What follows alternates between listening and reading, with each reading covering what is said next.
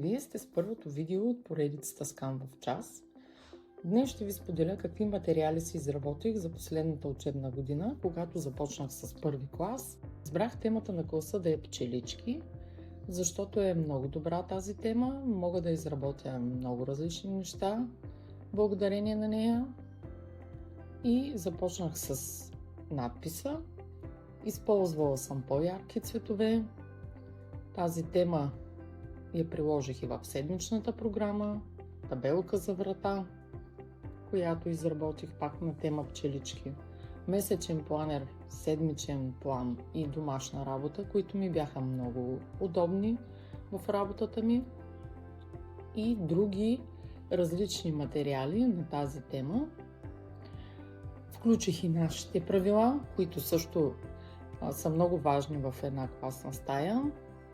Направих си дизайн за значки и медальони. Тези специално използвах за значки.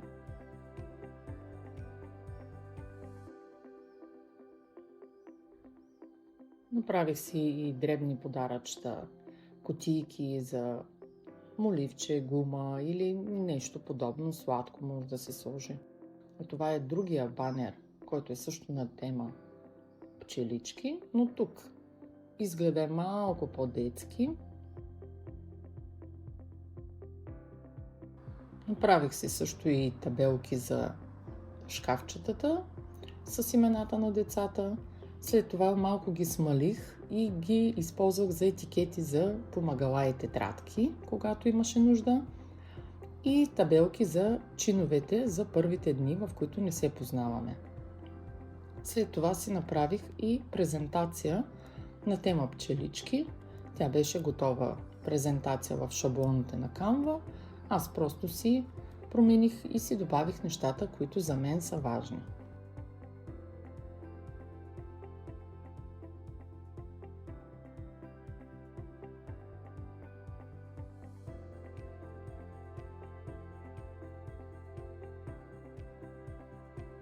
Направих си и табло с азбуката, което табло използвах за дъската. Тя се стоеше залепена на дъската, а ние добавяхме буквите, които сме взели една по една.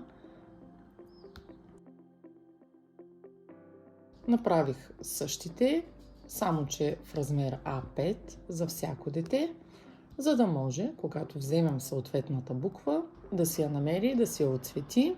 Следващото нещо е азбука с печатни ръкописни букви, която използвах за украса над дъската. Правила на класа, които много се харесаха от колегите миналата година.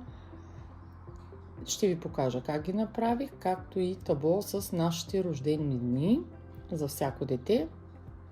Очаквайте следващото видео, в което ще покажа как започвам своя проект в Canva, какъв размер избирам и каква ще е темата.